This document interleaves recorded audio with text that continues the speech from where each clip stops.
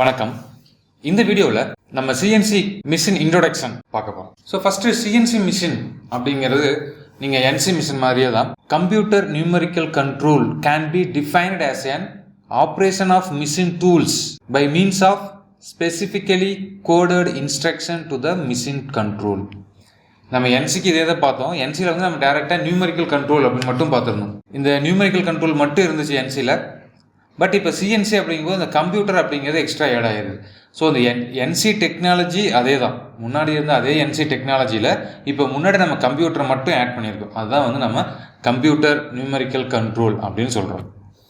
Okay, so நேமில் மட்டும்தான் இந்த சேஞ்சஸ் இருக்கா, இல்லை இதோட மிஷின் காம்பனன்ட்ஸ்லேயும் ஏதாவது சேஞ்சஸ் இருக்கா அப்படின்னு பார்த்தோம்னா, மிஷின் இந்த எம்சியூ அப்படிங்கிற கான்செப்ட் முன்னாடி இருந்ததே தான். இந்த எம்சியூ அப்படிங்கிறது முன்னாடி நம்ம யூஸ் பண்ண அதே தான்.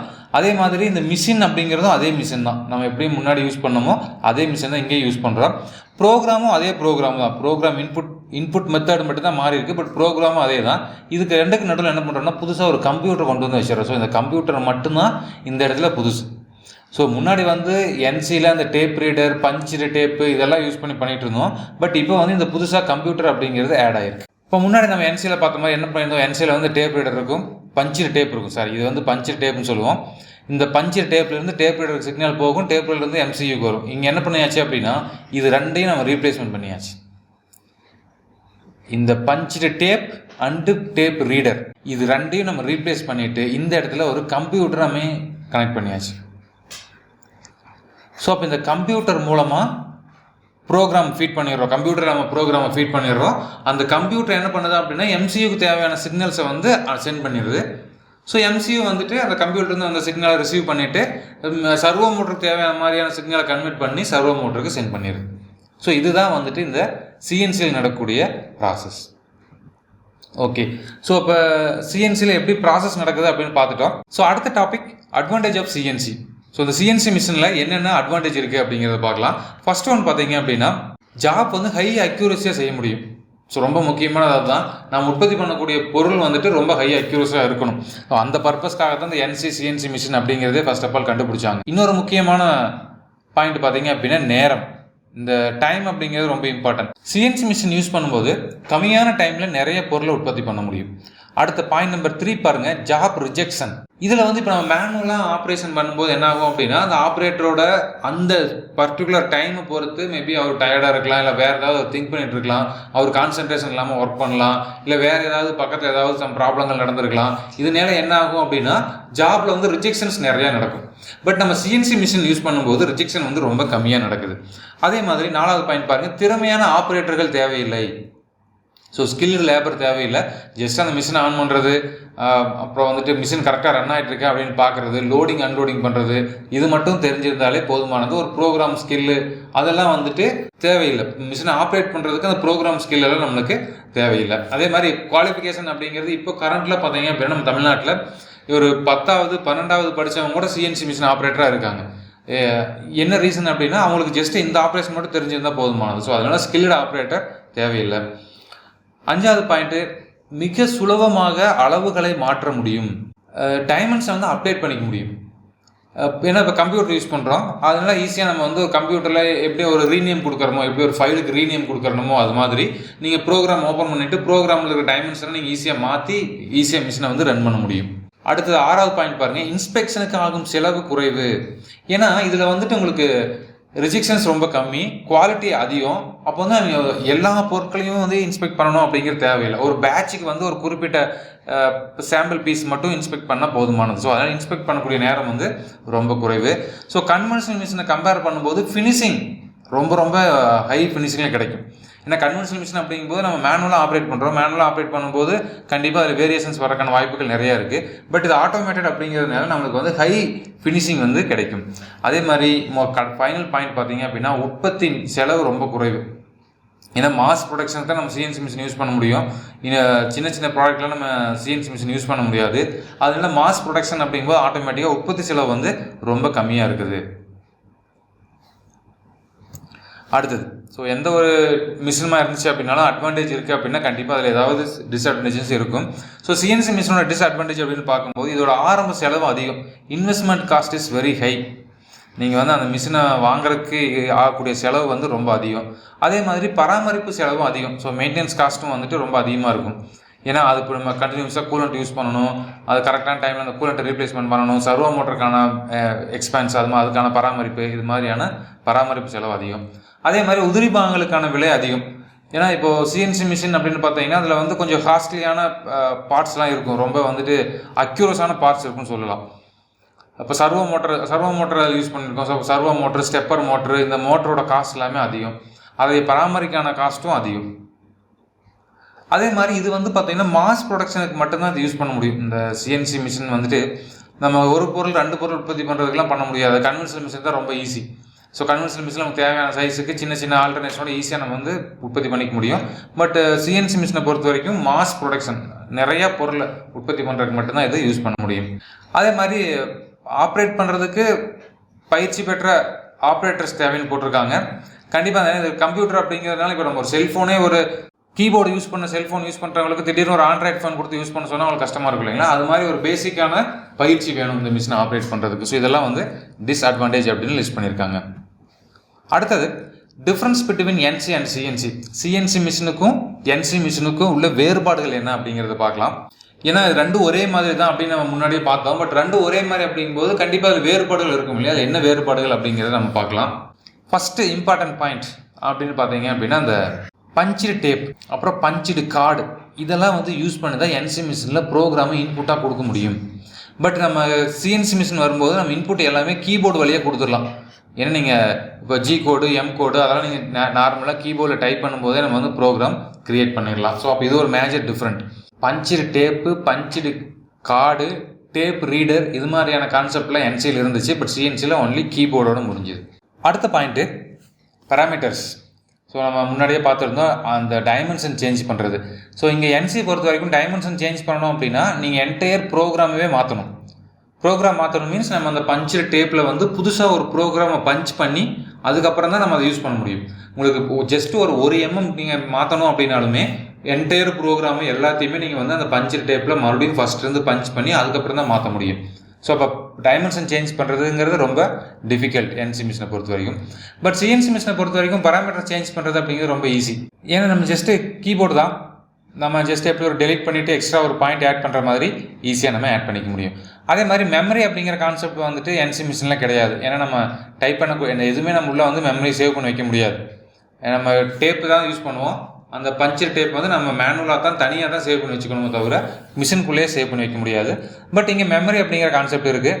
நீங்கள் எத்தனை ப்ரோக்ராம் வேணுனாலும் ஒரு பென்ட்ரைவில் நம்ம ஒரு 1000கணக்கான பாட்டு சேவ் பண்ணி வைக்கிற மாதிரி நீங்கள் வந்து லட்சக்கணக்கான ப்ரோக்ராம் வந்து ஒரு பென்ட்ரைவ்லையும் நம்ம ஈஸியாக சேவ் பண்ணி வைக்க முடியும். அதே மாதிரி என்சி மிஷின் வந்துட்டு லெஸ் எக்ஸ்பான்சிவ். ஸோ விலை கம்மியாக கிடைக்கும். பட் இது வந்து ஹை எக்ஸ்பான்சிவ். இதுக்கான எக்ஸ்பென்ஸ் வந்து ரொம்ப அதிகம். என்சி மிஷினில் maintenance cost is less. But CNC மிஷினில் மெயின்டெனன்ஸ் காஸ்ட் வந்து கொஞ்சம் அதிகம். இதுக்கு வந்து ஸ்கில்டு ஆப்ரேட்டர் ரெக்யூர்டு. ஏன்னா அவங்க ப்ரோக்ராமை கரெக்டாக வந்து அந்த ப்ரோக்ராமை ஃபிக்ஸ் பண்ணுறது, அந்த டேப்பை கொண்டு வந்து ஃபிக்ஸ் பண்ணுறது, இது மாதிரியான ஸ்கில்டு ஆப்ரேட்டர் தேவை. சிஎன்சியில் வந்து ஸ்கில்டு ஆப்ரேட்டர் தேவையில்லை. ஸோ உங்களுக்கு ஏதாவது தப்பு இருக்குது அப்படின்னா கூட நீங்கள் ப்ரோக்ராம் க்ரியேட் பண்ணும்போதே வந்து இப்போ நிறைய சாஃப்ட்வேர்ஸ் இருக்குது, நீங்கள் சிமுலேட் பண்ணி பார்த்துக்கலாம். நம்ம எழுதிக்கிற ப்ரோக்ராம் கரெக்டாக இருக்கா, எவ்வளோ மெட்டீரியல் கட் பண்ணணும், ஒவ்வொரு ஸ்டெப் பை ஸ்டெப்பாக அந்த டூல் மூவ் ஆகக்கூடிய பாயிண்ட்டை நீங்கள் முன்னாடியே கம்ப்யூட்டரில் சிமுலேஷன் பண்ணி பார்த்துட்டு அதுக்கப்புறம் தான் நம்ம ப்ரோக்ராம் கொடுக்க போகிறோம். ஸோ அப்போ அது ரொம்ப ஈஸியாக இருக்க போகுது. பட் இங்கே என்சி மிஷினில் வந்து அப்படி பார்க்க முடியாது. அதனால அது கொஞ்சம் ஸ்கில்டு ஆப்ரேட்டர் தேவை. என்சி மிஷின் வந்து ஃப்ளெக்சிபிலிட்டியாக இருக்காது. அதாவது நம்மளுக்கு தேவையான மாதிரி ப்ரோக்ராமையோ இல்லை வந்து மிஷினையோ மாற்றி அமைக்க மாடிஃபிகேஷன் பண்ணுறது அந்த ஃப்ளெக்சிபிலிட்டி இருக்காது. பட் சிஎன்சி வந்துட்டு நல்ல ஃப்ளெக்சிபிளாக இருக்கும். ஸோ சிஎன்சி மிஷினை கம்பேர் பண்ணும்போது இதில் வந்து அக்யூரசி வந்து லெஸ்ன்னு சொல்லியிருக்காங்க. ஸோ என்சி மிஷினில் வந்து அக்யூரசி லெஸ்ன்னு சொல்லியிருக்காங்க. பட் சிஎன்சி மிஷினை பொறுத்த வரைக்கும் ஹை அக்யூரசி. ஒரு பொருளை உற்பத்தி பண்ணி முடிக்கிறதுக்கான நேரம், அதாவது நம்ம சைக்கிள் டைம் அப்படின்னு சொல்லுவோம். ஸோ அது வந்து என்சி மிஷினில் கொஞ்சம் அதிகமாக சொல்லியிருக்காங்க. பட் சிஎன்சி மிஷினில் வந்து கம்மியான டைமில் நம்ம உற்பத்தி பண்ணி எடுக்க முடியும். ஓகே, ஸோ இது வரைக்கும் நம்ம சிஎன்சி மிஷினை பற்றி பார்த்தோம். இப்போ நம்ம வந்து டிஎன்சி மிஷினை பற்றி பார்க்கலாம். ஸோ டிஎன்சி அப்படிங்கிறது டைரக்ட் நியூமெரிக்கல் கண்ட்ரோல் அப்படின்னு சொல்லுவாங்க. அதே சமயத்தில் இதை வந்து டிஸ்ட்ரிபியூட்டட் நியூமெரிக்கல் கண்ட்ரோல் அப்படின்னு சொல்லுவாங்க. இந்த டிஎன்சி அப்படிங்கிறதுக்கு டைரக்ட் அப்படின்னு யூஸ் பண்ணுவாங்க, இல்லைனா டிஸ்ட்ரிபியூட்டட் அப்படின்னு யூஸ் பண்ணுவாங்க. இது எப்படி அப்படின்னா ஒரு கம்ப்யூட்டர் வந்துட்டு நிறையா சிஎன்சி மிஷினை கண்ட்ரோல் பண்ணுறது, அதாவது என்சி மிஷினை கண்ட்ரோல் பண்ணுறதுன்னு சொல்லலாம். ஏன்னா அது ஒவ்வொரு மிஷின் பக்கத்துலையும் செப்பரேட்டாக கம்ப்யூட்டர் இருக்காது. சிஎன்சி மிஷினை பொறுத்த வரைக்கும் ஒவ்வொரு மிஷின் பக்கத்துலேயும் செப்பரேட்டான ஒரு கம்ப்யூட்டர் இருக்கும். அந்த ஒரு கம்ப்யூட்டர் வந்து ஒரு சிஎன்சி மிஷினை கண்ட்ரோல் பண்ணும். பட் இங்கே என்ன அப்படின்னா ஒரு குரூப் ஆஃப் என்சி மிஷினை ஒரு கம்ப்யூட்டர் மூலமாக நம்ம கண்ட்ரோல் பண்ணுறோம். ஸோ அதுதான் வந்து இங்கே டிஎன்சி அப்படின்னு சொல்கிறோம். இங்கே எப்படி இருக்கும் அப்படின்னா 2-வே கம்யூனிகேஷன் இருக்கும். ஒரு கம்ப்யூட்டர்லேருந்து ஒவ்வொரு இண்டிவிஜுவல் மிஷினுக்கும் தனித்தனியாக ப்ரோக்ராமை ஃபீட் பண்ணுவோம். பட் அங்கேருந்து என்ன ப்ராசஸ் நடந்துட்டு இருக்கு, அது எவ்வளோ ப்ரோக்ராம் ரன் ஆயிருக்கு, அங்கே எவ்வளோ ஆப்ரேஷன் கம்ப்ளீட் ஆயிருக்கு அப்படிங்கிறத பற்றியான இன்ஃபர்மேஷனும் ஒரே இடத்துக்கு வந்துடும். ஒரு மிஷின் ஷாப் இருக்குது அப்படின்னா மிஷின் ஷாப்பில் ஒரு 10 என்சி மிஷின், ஒரு 10 சிஎன்சி மிஷின் அப்படி இருக்குது அப்படின்னா அந்த மிஷினை எல்லாத்தையும் ஒவ்வொரு கம்ப்யூட்டர் கண்ட்ரோல் பண்ணுறதுக்கு பதிலாக ஒரு கம்ப்யூட்டர் மூலமாக கண்ட்ரோல் பண்ணுறதுனால நம்ம வந்து ஒரு சூப்பர்வைசரோ இல்லை ஒரு மேனேஜரோ வந்து ஒரே இடத்துல அது அந்த என்டையர் ஒர்க் ஷாப்பில் என்ன நடந்துகிட்டு இருக்கு அப்படிங்கிறத வந்து ஈஸியாக மானிட்டர் பண்ண முடியும், ஈஸியாக டேட்டாஸ் எடுக்க முடியும். இங்கே பாருங்கள், இங்கே வந்து ஒரு மெயின் ஃப்ரேம் கம்ப்யூட்டர் சொல்லுவாங்க. இது வந்து ஒரு பெரிய கம்ப்யூட்டர் இங்கே இருக்குது. இந்த கம்ப்யூட்டர்லேருந்து ஒவ்வொரு மிஷினுக்கும் இண்டிவிஜுவலாக சிக்னல் ஒயர் மூலமாகவோ இல்லை ஒயர்லெஸ் மூலமாகவோ கனெக்ட் பண்ணியிருப்பாங்க. இங்கே பார்த்தீங்கன்னா தெரியும். ஸோ இது மூலமாக வந்து ஒவ்வொன்றா இது மூலமாக கனெக்ட் பண்ணியிருப்பாங்க.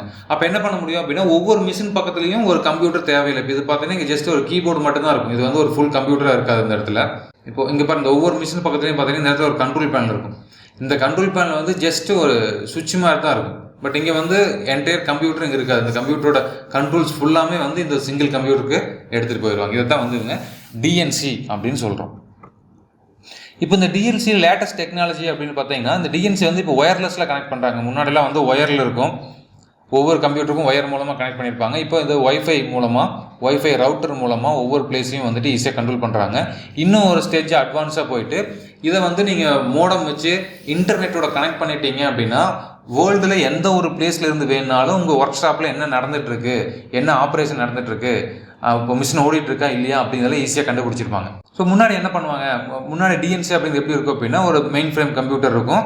இந்த கம்ப்யூட்டர்லேருந்து RS-232 அப்படிங்கிற கேபிள் மூலமாக இந்த மிஷினை கண்ட்ரோல் பண்ணியிருப்பாங்க. இப்போ இன்னும் அட்வான்ஸ் என்ன பண்ணுறாங்கன்னா இந்த மைக்ரோ டிஎன்சி இந்த கம்ப்யூட்டர் எல்லாத்தையும் என்ன பண்ணுறாங்க அப்படின்னா ஒய்ஃபை மூலமாக கனெக்ட் பண்ணிடுறாங்க.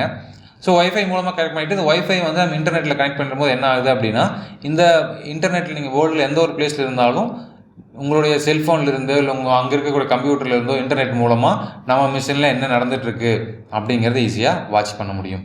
அதே மாதிரி இப்போ வந்து மிஷின் ஷாப்பில் இருக்கிற எல்லா மிஷின்லையும் ஒயர்லெஸ்ஸாக கனெக்ட் பண்ணுறதுனால அவங்க வந்து ஈஸியாக அந்த மிஷினை வந்து அக்சஸ் பண்ண முடியும். இல்லைனா அதுக்குன்னு தனியாக கேபிள் போடணும், கேபிள் வந்து ப்ராப்பராக ரன் ஆகுது அப்படின்னு செக் பண்ணணும். ஸோ மிஷின் ஷாப் அப்படிங்கும்போது உங்களுக்கு தெரியும் நிறையா அங்கே ஆயில் இருக்கும், கூலண்ட் இருக்கும். ஸோ அதெல்லாம் அந்த கேபிளில் மிக்ஸ் ஆகாத மாதிரி பார்த்துக்கணும். அதில் நிறையா வந்து பைப் லைன்ஸ் எல்லாம் போயிட்டுருக்கும். இப்போ நீங்கள் ஒயரிங் பண்ணும்போது அந்த கேபிளிங் பண்ணும்போது பைப் லைன்ஸ் இருக்கும், அதெல்லாம் நம்ம பார்த்து கரெக்டாக பண்ணணும். ஸோ இவ்வளோ டிஃபிகல்ட்டிஸ் இருக்கிற மத்தியில் நம்ம டேரெக்டாக ஒயர்லெஸ் மூலமாக கனெக்ட் பண்ணிட்டோம் அப்படின்னா ரொம்ப ஈஸியாக இருக்கும். ஓகே, அடுத்தது வந்துட்டு difference between DNC and CNC. So இந்த ரெண்டு மிஷினுக்கு என்ன டிஃப்ரெண்ட் அப்படின்னு பார்க்கலாம். நம்ம முன்னாடி சொன்ன மாதிரி டிஎன்சி மிஷினில் வந்துட்டு ஒரு கம்ப்யூட்டர் வந்துட்டு நிறைய மிஷினை கண்ட்ரோல் பண்ணும். சிஎன்சி மிஷினில் வந்துட்டு ஒவ்வொரு மிஷினுக்கும் ஒரு கம்ப்யூட்டர் இருக்கும். ஸோ அது வந்து ஒரு மேஜர் டிஃப்ரெண்ட் அப்படின்னு பார்த்தோம். அடுத்த டிஃப்ரென்ஸ் பார்த்தீங்க அப்படின்னா இந்த டிஎன்சி சாஃப்ட்வேர் ஆனது மிஷின்களை கண்ட்ரோல் செய்யும், அதே நேரத்தில் டேட்டாஸும் திரும்ப வாங்கும். அங்கே என்ன நடந்துட்டு இருக்கு அப்படிங்கிற தகவலையும் நம்ம தெரிஞ்சுக்க முடியும். பட் சிஎன்சி மிஷின் எப்படி இருக்கும் அப்படின்னா ஒரே ஒரு மிஷின் டூலை மட்டும்தான் இது வந்து கண்ட்ரோல் பண்ணுற மாதிரி இருக்கும். அடுத்த டிஃப்ரெண்ட் பார்த்தீங்க அப்படின்னா இந்த டிஎன்சி மிஷினில் கம்ப்யூட்டர் வந்து செப்பரேட்டாக ஒரு ரூமில் வச்சுருப்பாங்க. ஸோ அது வந்து மிஷின் பக்கத்துலேயே இருக்கணும் அப்படிங்கிற தேவையில்லை. அதை ஆப்ரேட் பண்ணுறவங்களுக்கும் வந்துட்டு அவங்க செப்பரேட்டாக அந்த ரூமில் மட்டும் இருந்து எல்லா மிஷினையும் ஈஸியாக கண்ட்ரோல் பண்ண முடியும். பட் சிஎன்சி மிஷின் அப்படி கிடையாது. ஒவ்வொரு மிஷின் பக்கத்துலையும் ஒரு கம்ப்யூட்டர் இருக்குது அப்படிங்கிறனால நீங்கள் ப்ரோக்ராம் ஃபீட் பண்ணுறீங்க அப்படின்னாலும் ஒவ்வொரு மிஷினுக்கும் தனித்தனியாக வந்து ப்ரோக்ராம் ஃபீட் பண்ணணும். பட் டிஎன்சியில் அந்த ப்ராப்ளம் இருக்காது. அடுத்த டாபிக் எஃப்எம்எஸ். ஸோ எஃப்எம்எஸ் அப்படிங்கிறது ஃப்ளெக்சிபிள் மேனுஃபேக்சரிங் சிஸ்டம் அப்படின்னு சொல்கிறோம். இந்த ஃப்ளெக்சிபிள் மேனுஃபேக்சரிங் சிஸ்டம் அப்படிங்கிறது பார்த்தீங்கன்னா ஒரு மிஷினை வந்து ஒரு கண்டினியூஸாக அரேஞ்ச்மெண்ட் பண்ணி வைக்கிறது, இன்டர் கனெக்ஷன் பண்ணுறது. ஒரு மிஷினுக்கும் இன்னொரு மிஷினுக்கும் நடுவில் ஒரு கனெக்ஷன் கொடுத்து அந்த ஃப்ளோ வந்து கண்டினியூஸாக எடுத்துகிட்டு போகிறது. இதை இன்னும் உங்களுக்கு புரியுற மாதிரி சிம்பிளாக சொல்லணும் அப்படின்னா இப்போ வரக்கூடிய நிறையா பெரிய இண்டஸ்ட்ரீஸ் பார்த்தீங்க அப்படின்னா ஃபுல்லி ஆட்டோமேட்டட் இண்டஸ்ட்ரி அப்படின்னு சொல்லுவாங்க. அதாவது ரா மெட்டீரியல் மட்டும் உள்ளே வரும், ரா மெட்டீரியல் ஃபீட் பண்ணிட்டாங்க அப்படின்னா ஒவ்வொரு ஸ்டேஜாக ஆட்டோமேட்டிக்காக அதுவாக நடந்து வெளியே வரும்போது ஃபினிஷ்டு ப்ராடக்ட் வெளியே வரும். ஃபார் எக்ஸாம்பிள் இப்போ ஒரு கார் பாடி மட்டும் டெவலப் பண்ணணும் அப்படின்னா அந்த சீட் மெட்டல் கொண்டு வந்துட்டு உள்ளே அனுப்பிச்சிடுவாங்க. அதுக்கப்புறம் வந்து கட்டிங்கு, அப்புறம் வந்துட்டு வெல்டிங் பண்ணுறது, ஃபினிஷிங் பண்ணுறது, பெயிண்டிங் பண்ணுறது, இது எல்லாமே வந்து உள்ளே இருக்கக்கூடிய மிஷினரிஸே பண்ணிடும். நம்மளுக்கு கடைசியில் வெளியே வரும்போது ஃபினிஷ்டு ப்ராடக்ட் மட்டும் வெளியே வரும். ஸோ அதை தான் வந்து இங்கே எஃப்எம்எஸ் அப்படின்னு சொல்கிறாங்க. ஃபுல்லி ஆட்டோமேட்டட் மிஷினரிஸ் இருக்கக்கூடிய இண்டஸ்ட்ரீஸில் யூஸ் பண்ணுறாங்க. இங்கே உங்களுக்கு ஒரு உதாரணத்தை வச்சுருக்கேன் பாருங்கள். இப்போ இந்த இடத்துல வந்து இன்புட், இங்கே தான் வந்து மிஷினுக்கு தேவையான இன்புட் உள்ள வருது. இன்புட் நம்ம கொடுத்ததையும் மிஷினுக்கு தேவையான இன்புட் நம்ம கொடுத்ததையும் இந்த இடத்துல ஒரு ரோபோ வச்சுருக்காங்க. இந்த ரோபோ என்ன பண்ணுது அப்படின்னா இங்கே இருக்கக்கூடிய ரா மெட்டீரியலை எடுத்து சிஎன்சி மிஷினுக்குள்ளே ஃபீட் பண்ணிடும். இங்கே ஒர்க்கை முடிஞ்சதையும் இந்த ஃபீட் பண்ண கம்ப்ளீட்டான இந்த மெட்டீரியல் எடுத்து அடுத்த மிஷினுக்கு கொடுத்துருது, அசம்பிளி யூனிட் கொடுத்துருது. அதே மாதிரி இங்கே பாருங்கள், இந்த பெல்ட் கன்வேயர் பெல்ட் டூல் இருக்கிறதும் அதே வேலை தான் பண்ணுது. இந்த கன்வேயர் பெல்ட்டில் ஒரு ப்ராடக்ட், ஒரு ரா மெட்டீரியல் வந்துகிட்டே இருக்கும். இந்த ரோபோட் என்ன பண்ணும், இந்த ரோபோட் ஆம் என்ன பண்ணும், இதை எடுத்து இங்கே உள்ளே வந்து ஃபிக்ஸ் பண்ணிடும். ஃபிக்ஸ் பண்ணுற வேலையும் ரோபோட்டே பண்ணிடும். ஃபிக்ஸ் பண்ணி டோரை க்ளோஸ் பண்ணி மோட்டார் சிஎன்சி மிஷின் ஆன் பண்ணி ப்ராசஸ் நடக்கிறது எல்லாமே ஆட்டோமேட்டடாக இருக்கும். ஒர்க்கை முடிஞ்சதுக்கப்புறம் இந்த ரோபோட் என்ன பண்ணும், இங்கே இருக்கிறத எடுத்து வெளியே வச்சுட்டு அடுத்த ரா மெட்டீரியல் எடுத்து உள்ளே வைக்க ஆரம்பிச்சிடும். ஸோ இது மாதிரி இந்த ரோபோட் கண்டினியூஸாக அந்த வேலையை பண்ணிகிட்டே இருக்கும். ஸோ அடுத்தது இங்கே வந்ததையும் இந்த என்ன பண்ணும், அசம்பிள் பண்ணும். ஸோ அசம்பிள் இதுவும் வந்து ஆட்டோமேட்டட் தான். ஸோ இங்கே 2 பார்ட் டிஃப்ரெண்டான பார்ட் வருது, 2 பார்ட்டு அசம்பிள் பண்ணிடும். அடுத்து என்ன பண்ணும், இங்கே ஒரு ரோபோ ஹேண்ட் வச்சுருக்காங்க, இது வந்து ரோபோ ஆர்ம்னு சொல்லுவாங்க. இது என்ன பண்ணும், இங்கே இருக்கிற பார்ட் எடுத்து இந்த பெயிண்டிங் ஸ்டேஷனுக்கு அனுப்பிச்சிடும். இந்த பெயிண்டிங் ஸ்டேஷனில் இந்த ஒர்க் டேபிள் மேலே அதை வச்சிடும். இங்கே இருக்கிற ரோபோ என்ன பண்ணும், ஃபுல்லாக இதுக்கு பெயிண்டிங் பண்ணி முடிச்சிடும். பெயிண்டிங் பண்ணதுக்கப்புறம் அகைன் இந்த ரோபோ வந்துட்டு எடுத்து அவுட்புட் வெளியே கொடுத்துரும். அப்போ நம்ம இங்கே ரா மெட்டீரியல் வைக்கிறோம், ஃபைனல் ஸ்டேஜில் ஃபினிஷ்டு மெட்டீரியலை வெளியே எடுத்துக்கிறோம். அப்போ இங்கே மிஷினிங் பண்ணுறது, அசம்பிளி பண்ணுறது, பெயிண்ட் பண்ணுறது, இது எல்லாமே வந்து இந்த உள்ளே இருக்கிற மிஷினரிஸே ஆட்டோமேட்டிக்காக பண்ணி முடிச்சிடும். ஸோ இதை தான் வந்துட்டு எஃப்எம்எஸ் அப்படின்னு சொல்லுவாங்க. ஒரு சீக்வன்ஸாக மிஷின்ஸை வந்து அரேஞ்ச் பண்ணி வச்சு அந்த அரேஞ்ச்மெண்ட்லேயே வந்து கண்டினியூஸாக ஒர்க் நடக்கிற மாதிரி பண்ணுறது. அப்போ இது மூலமாக என்ன ஆகும், மேன் பவர் ரெடியூஸ் ஆகும், ஒர்க்கு வந்து கண்டினியூஸாக நடந்துகிட்டே இருக்கும். எங்கேயும் வந்து ரா மெட்டீரியல் ஸ்டாக் வந்து தேங்கி நிற்காது, ஒர்க்கு ஃப்ளோவாக போய்கிட்டே இருக்கும். இது எல்லாத்தையும் வந்து ஒரே ஒரு கம்ப்யூட்டர் மூலமாக கண்ட்ரோல் பண்ணுவாங்க. அந்த கம்ப்யூட்டர் தான் வந்து எஃப்எம்எஸ் கம்ப்யூட்டர்னு சொல்லுவாங்க. அதை வந்து ஃப்ளெக்சிபிள் மேனுஃபேக்சரிங் அப்படின்னு நம்ம டிஃபைன் பண்ணுறோம். ஸோ கன்க்ளூஷன், ஸோ இந்த வீடியோவில் நம்ம வந்து சிஎன்சி அதை பற்றி பார்த்துருக்கோம், டிஎன்சி பற்றி பார்த்துருக்கோம், எஃப்எம்எஸ் பற்றி பார்த்துருக்கோம். இதுக்கான அட்வான்டேஜஸ், டிஸ்அட்வான்டேஜஸ் அண்ட் தென் வந்து ரெண்டுக்குள்ள டிஃப்ரெண்ட்டு இதெல்லாம் நம்ம டிஸ்கஸ் பண்ணியிருக்கோம். அடுத்த வீடியோவில் சந்திக்கலாம். நன்றி, வணக்கம்.